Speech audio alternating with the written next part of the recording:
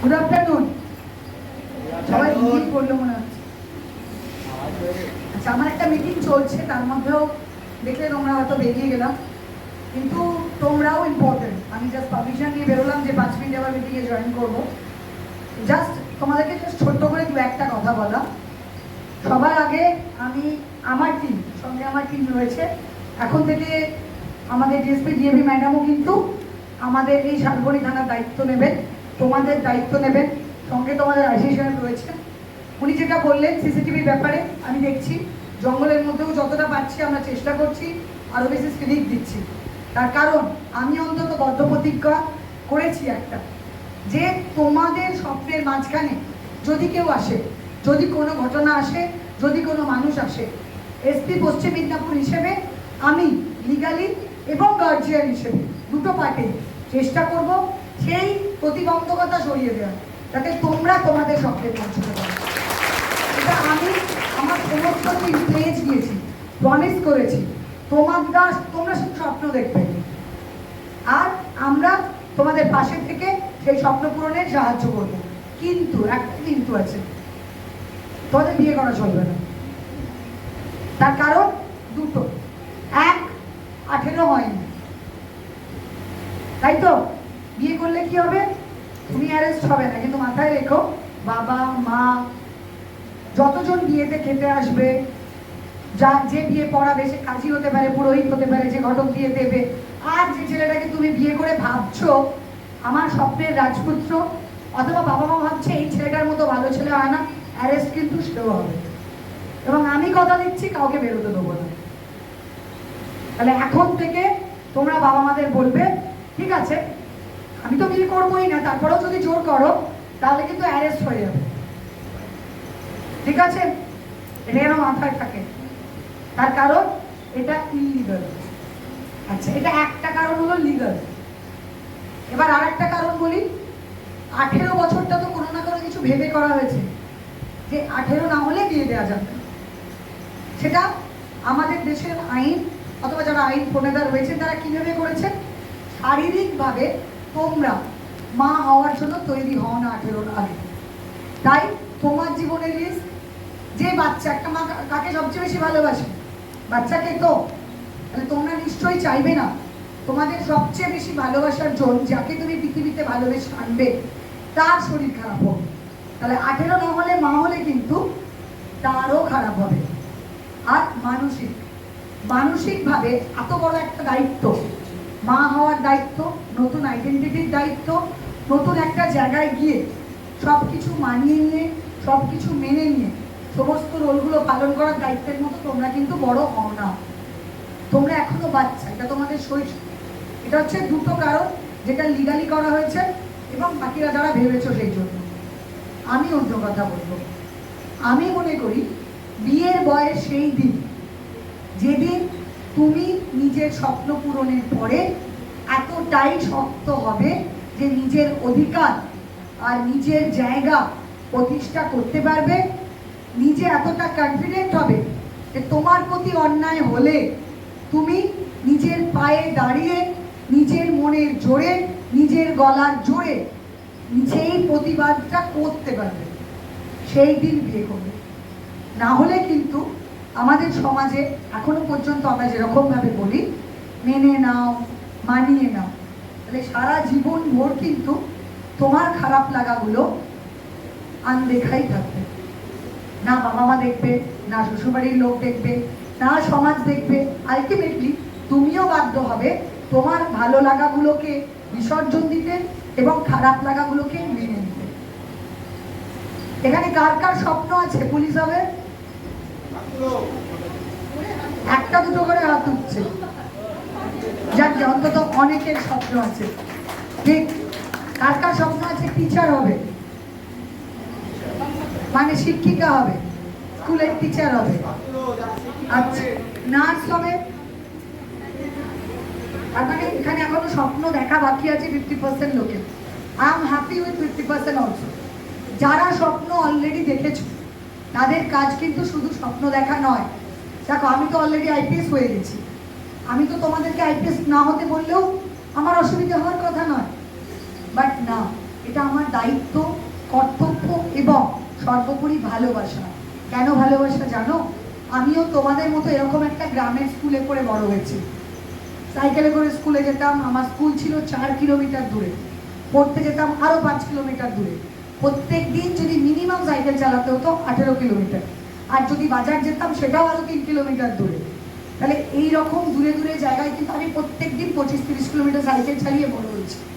তাই আমি জানি ওই জায়গা থেকে যদি এই স্টেজে আসা যায়, ওই জায়গা থেকে প্রত্যেক দিন রোদে পুড়ে জলে ভিজে যদি এই ইউনিফর্মটা পরা যায়, আইপিএস লেখা যায়, দেখো অশোক স্তম্ভ আছে, অশোক স্তম্ভকে ধারণ করা যায়, তাহলে তোমরাও পারবে, সবাই পারবে। আর হ্যাঁ, আমি কিন্তু এই চাকরিটা পেয়েছি বিয়ের পরে, চাকরিটা করছি মা হওয়ার পরে। তাহলে গ্রামে জন্মানো, ভালো স্কুল কাছে না থাকা, বই না থাকা, টিউশন না থাকা, বা অনেকটা দেরি হয়ে গেছে ভাবতে, স্বপ্ন দেখছো না, বাড়ির লোক বিয়ে ঠিক করে ফেলেছে, আমরা তো আছি বাঁচানোর জন্য। কিন্তু তাদের জন্যও বলবো, যাদের হয়তো বিয়ে হয়ে গেছে নিয়েও 18 না হয়ে, বা জাস্ট 18 হয়েওছে কিন্তু এখনো মনে করো তারা কিছু করবে, যে কোনো সময় তোমরা শুরু করতে পারো। তাই যারা এখানে আছো তারা 50% যারা স্বপ্ন দেখেছো, শুধু তাদের কর্তব্য নয় নিজের স্বপ্ন সফল করা, বাকি যারা 50% দেখেনি তাদেরকে স্বপ্ন দেখাতে হবে। যারা বিয়ে করে ফেলেছে আমরা বাঁচাতে পারিনি, তাদেরকে আবার লাইমলাইটে আনতে হবে। যারা 18 হয়ে বিয়ে করেছে বাট নিজের পায়ে দাঁড়াতে পারেনি, স্বপ্ন প্রত্যেক দিন একটু একটু করে কষ্ট পেয়ে স্বপ্নগুলোকে ভুলে যাচ্ছে, তাদেরকে স্বপ্ন আবার নতুন করে দেখাতে হবে। কিন্তু আলটিমেটলি সবাইকেই আর্থিকভাবে স্বাধীন হতে হবে। বিয়ে কিন্তু আমরা সেদিনই করব, আর মা কিন্তু আমরা সেদিনই হব যেদিন নিজের টাকায় নিজের আর বাচ্চার সব খরচ চালাতে পারবো। তার মানে কোথাও কিন্তু লেখা নেই, বা আমি বলছি না যে বাবা হবে বাচ্চার সে দায়িত্ব নেবে না, নিশ্চয়ই নেবে, নিলে তো খুব ভালো। কিন্তু আমার বাচ্চা যাকে আমি পৃথিবীতে আনলাম সবচেয়ে বেশি ভালোবাসা দিয়ে, তাকে যেন কোনো রকম কারোর দয়ায় বেঁচে থাকতে না হয়। আমি অন্তত এতটা স্ট্রং হব যে কেউ যদি আমার পাশে না থাকে, কেউ যদি আমাকে হেল্প না করে, তারপরেও আমার বাচ্চার খাওয়া, পড়া, বড় হওয়া আর স্বপ্ন দেখা কোথাও না কম্প্রোমাইজ হয়, সেই ক্ষমতা যেন আমার থাকে। মা হয়ে একটা বাচ্চাকে এর চেয়ে বড় গিফট আর কিছু দেওয়া হয় না। আমার ছেলে অনেক এগিয়ে পড়তে শিখেছে, কেন জানো? ও যখন ক্লাস 6-এ পড়তো, আমি নেট কোয়ালিফাই করি। জানো সবাই নেট কোয়ালিফাই হচ্ছে মাস্টার ডিগ্রির পরে ডক্টরেট করা যায়, ডক্টরেট করতে হলে নেট কোয়ালিফাই করতে হয়। It's a very tough exam. এবং আমার ক্ষেত্রে যেটা হয়েছিল, আমি মাস্টার ডিগ্রির পরে চাকরি করেছি, মা হয়েছি, এই চাকরিটা করছি, আমি সব ভুলে গিয়েছিলাম মাস্টার ডিগ্রিতে কী ছিল। তারপরে নতুন করে যারা ফ্রেশ পরীক্ষা দিচ্ছে তাদের সঙ্গে কম্পিট করে পরীক্ষা দেয়, it was a tough decision and it was a tough thing also. কিন্তু যখন আমি পড়া শুরু করলাম, আমার যেটা সুবিধে হলো, আমার ক্লাস 6-এর বাচ্চা ক্লাস 10-এর অঙ্ক করতে শিখে গেল আমার সঙ্গে বসে। শুধু তার মানে মা হয়ে আমি কিন্তু আমার ছেলেকে মোটিভেশন দিলাম, আমার ছেলেকে এটা বললাম কোনো পরিস্থিতিতে হারতে নেই, কোনো পরিস্থিতিতে জীবনে এমন আসতে পারে না যে আমি যদি চাই হব তো কেউ আমাকে বাধা দিতে পারে। তাহলে এর থেকে বড় গিফট, মনের শক্তি, এই কঠোরতা বা এই ডেডিকেশন একটা বাচ্চাকে কিন্তু মারছে বেশি কেউ দিতে পারে না। আর একটা জিনিস জানবে, যতই আমরা বাচ্চাদের বলি এটা করবে, এটা করো, তারা কেউ করে না। আমি তোমাদেরকে কেন বলতে এসেছি জানো? আমি নিজের জীবন দিয়ে করে দেখিয়েছি, তাই বলে হবে না, তোমাদেরকেও করে দেখাতে হবে নিজের জীবন থেকে। তোমার বাচ্চা যখন দেখবে যে তুমি নিজে দাঁড়িয়েছো, তোমার স্বাধীনতা আছে, তখন দেখবে সেও কিন্তু শ্রদ্ধা করতে শিখবে তোমাকে। কিন্তু যদি দেখে তোমার নিজের কোনো কেরিয়ার নেই, তোমার নিজের কোনো জায়গা নেই, তোমাকে কেউ রেসপেক্ট করে না, আর তুমি প্রতিবাদও করো না, তাহলে সেও কিন্তু তোমায় রেসপেক্ট করতে শিখবে না। তাই ভবিষ্যতে ভালো মা হওয়ার জন্য এখন মা হবে না এবং নিজের জীবন গড়বে। বলবো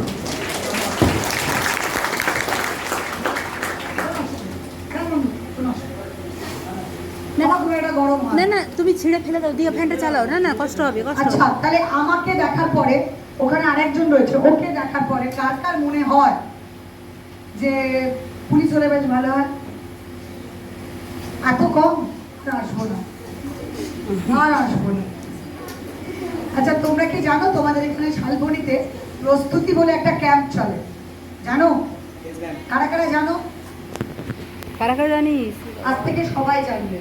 তোমরা নিজেরা যদি নাও করতে চাও, পুলিশ হতে নাও চাও, অন্য কিছু হতে চাও, অসুবিধে নেই। কিন্তু যারা যারা কনস্টেবল হতে চাও, যারা যারা সাব ইন্সপেক্টর হতে চাও, তাদের জন্য বলা, এখন থেকে অলরেডি ট্রেনিং হচ্ছে, যেখানে ফ্রিতে তোমাদের মাঠে কিভাবে প্রস্তুত হতে হবে।